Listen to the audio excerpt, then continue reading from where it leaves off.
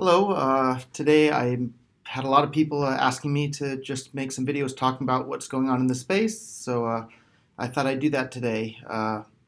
One of the things that I've been talking about for a while, but I've been talking about it because I think it's so incredibly important, is the censorship that's been going on within the crypto coin ecosystem, specifically coming from Bitcoin Core supporters and specifically towards Bitcoin Cash supporters. A few weeks ago, I made a video on YouTube basically recording myself talking to the camera just like I am now, explaining the effects of censorship upon the Bitcoin community.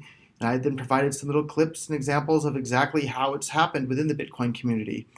And then either one person with a whole bunch of sock puppets or a whole bunch of bad, nasty people went and then falsely reported that video to YouTube as being spam. And then YouTube removed the video and took them about a week to have a human review the video and realized that it's me talking into the camera and that it wasn't spam. And to me, that just really shows what's wrong with the ecosystem. I made a video explaining the problem with censorship, and then people went out of their way to censor that video so that people couldn't hear about the effects of censorship on the Bitcoin community. So I literally tried to explain the effects of censorship, and these trolls went and then censored the video about censorship. If that doesn't say something's wrong with the community, I don't know what does. And then in the last week or so, we've seen a whole bunch of accounts on our BTC and other places that are impersonating the names of prominent Bitcoin Cash supporters. So they'll just change like an I to an L or an L to the number 1 or an O to a 0 to make it look almost like it's the same user ID, but then say all sorts of crazy, negative, toxic stuff just in an attempt to make to the outside community it look like we're a bunch of toxic, crazy people, when instead it's a bunch of outsiders coming in and intentionally trying to disrupt us. And it's so persistent and so ongoing that I almost have to wonder if it's just somebody that's being paid to do that. And I know I've been accused of that sort of thing in the past. I've never, ever, ever done that sort of thing, ever. One employee of mine got caught using a sock puppet, and I told him if he ever does that again, he will be fired. I gave him one more chance. I didn't know he was doing it in advance, and I'm sure he's not going to ever do it again. And for any of my other employees that are listening, don't ever use sock puppets. You don't need to do that. There's enough of us that actually know the truth that we can speak out in our own names or using our same consistent online identity the whole time. But anyhow, a lot of people didn't get to see my video on censorship because it was literally deleted from YouTube by people falsely reporting it as spam. So I'm going to play it again here at the end of this video for those of you that missed it. I think it really does an excellent job explaining the effects of censorship on the community and making a bunch of brainwashed people out there that don't know what they're talking about, yet talk about it day in and day out. One that I just saw yesterday is there's a guy, a professional poker player named Doug Polk, had a great interview with a guy named Brian Micon.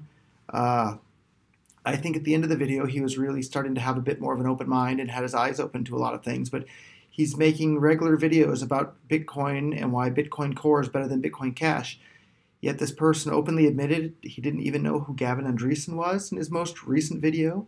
And he openly admitted he doesn't even know how Lightning Network works. And I'm sure if you asked him, he'd say he's never made a single Lightning Network transaction ever. So it's another example, just like we had with Tone Vase in the other video.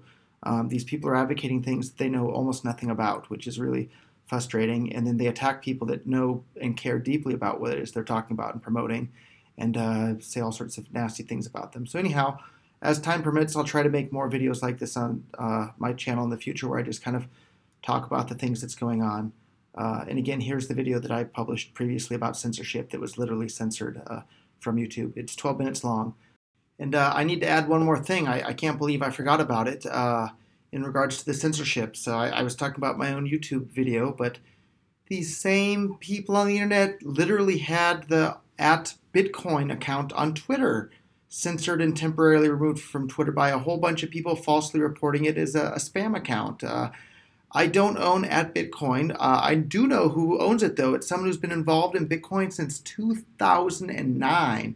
That's 2 years before I got involved, and I've been involved in Bitcoin a long time. And just like Gavin Andresen, the person that Satoshi left the project to, and so many of the other early developers we realize that Bitcoin Cash has the roadmap that led to Bitcoin's initial success, and Bitcoin Cash has the roadmap that's going to lead to Bitcoin's future success. So all these people don't want to hear it because the @Bitcoin Twitter account is saying these things that are actually like logical and make sense, and there's using reason and evidence. So rather than refuting these arguments with the reason and evidence, what do? They falsely report the account as having been hacked or being spam, and got Twitter to get it removed temporarily from Twitter by falsely reporting it. That's crazy. If something's saying something that you disagree with or you think is wrong, you should use reason and evidence and facts to explain why they're wrong, not try to silence their voice by having their account deleted or their video removed from Facebook. So anyhow, without further ado, here's my original video that was deleted from YouTube by a bunch of people reporting it as being spam. Thank you.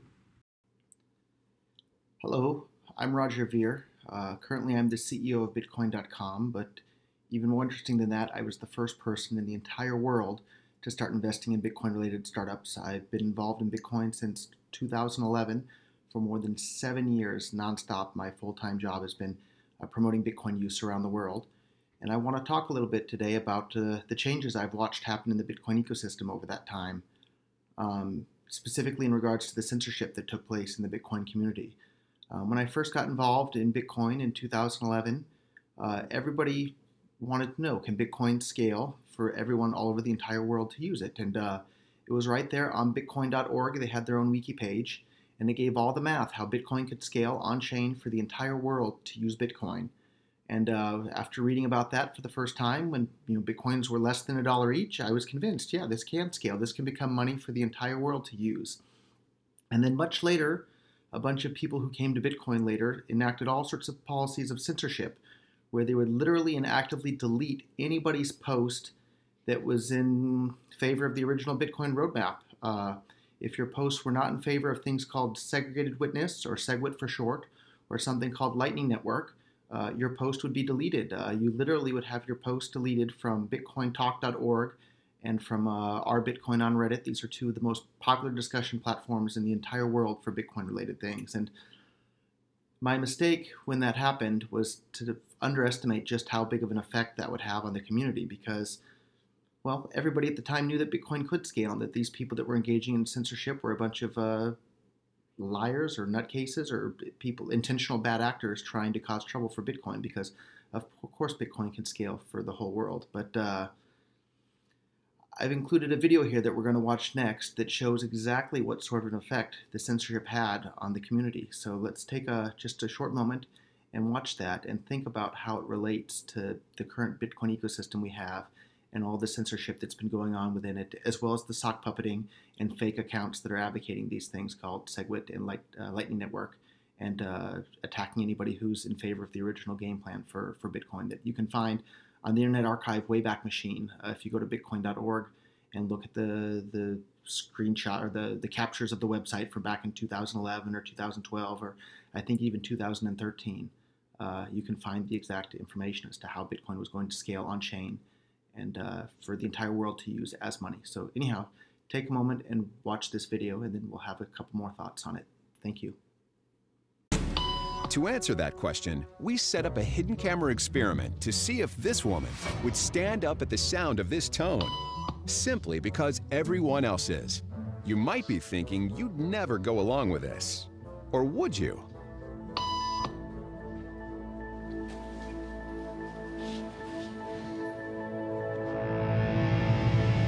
After just 3 beeps, and without knowing why she's doing it, this woman is now conforming perfectly to the group. But what happens if we take the group away? Elaine, please.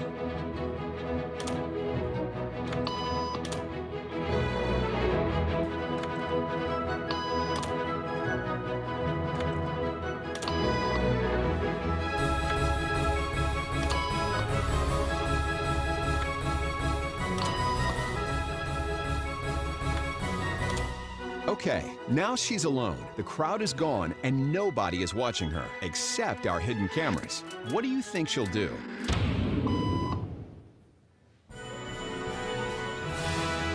She's now conforming to the rules of the group without them even being there.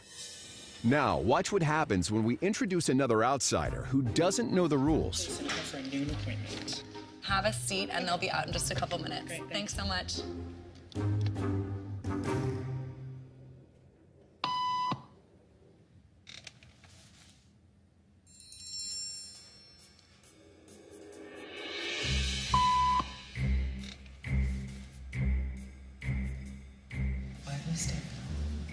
Everybody was doing it, so I thought I was supposed to. Think she'll teach the new guy what to do?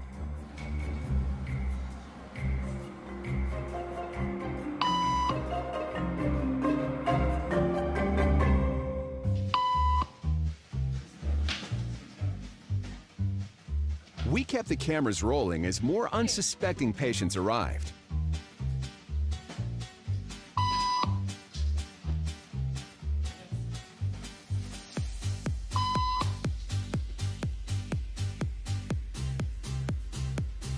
And slowly but surely, what began as a random rule for this woman has now become the social norm for everyone in this waiting room. Here to explain what's going on in their brains is Jonah Berger of the University of Pennsylvania. This sort of internalized form of herd behavior is part of what we call social learning. Starting at a very early age, when we see members of our group perform a task, our brains literally reward us for following in their footsteps. When I saw everybody stand up, I felt like I needed to join them. Otherwise, I'm like excluded.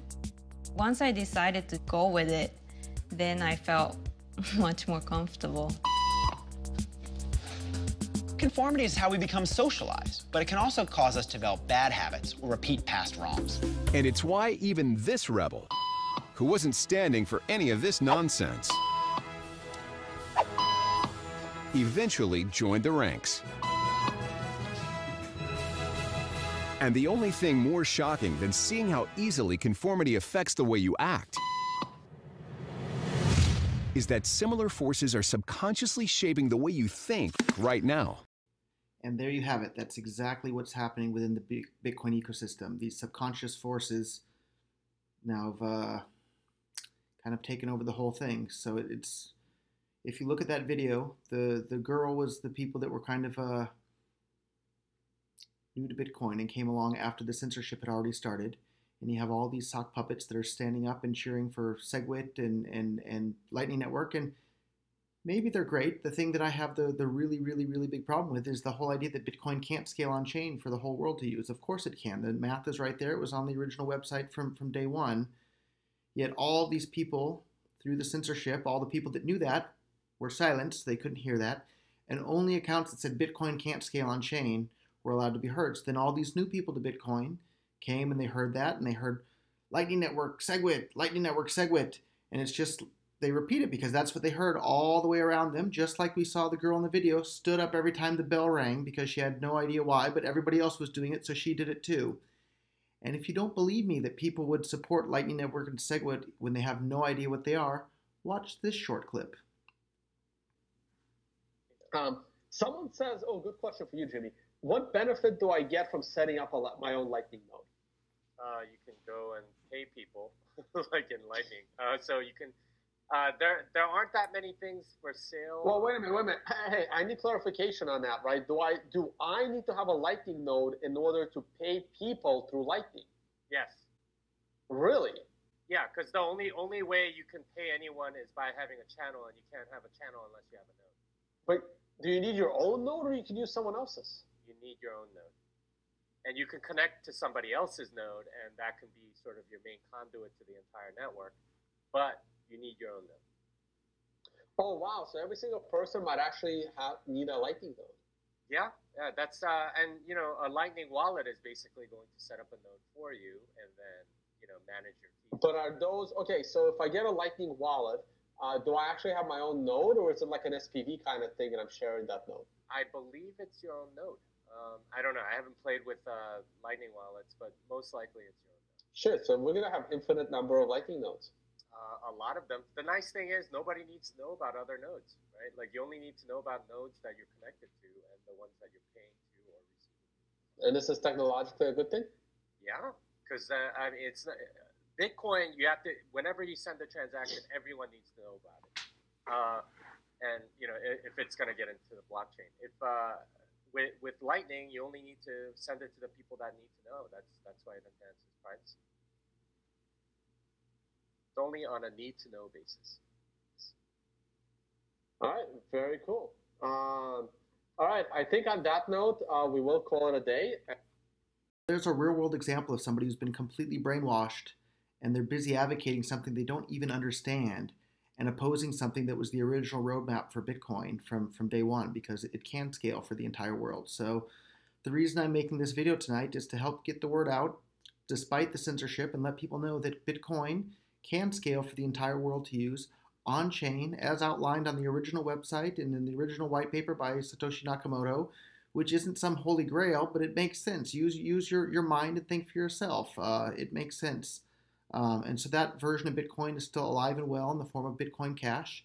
And that's why myself and Bitcoin.com, we're busy supporting Bitcoin Cash, which in my book is the same version of Bitcoin I've been supporting from day one. I wish the Bitcoin Core supporters, I wish them well when it comes to their second layer solutions like Lightning Network and that sort of thing.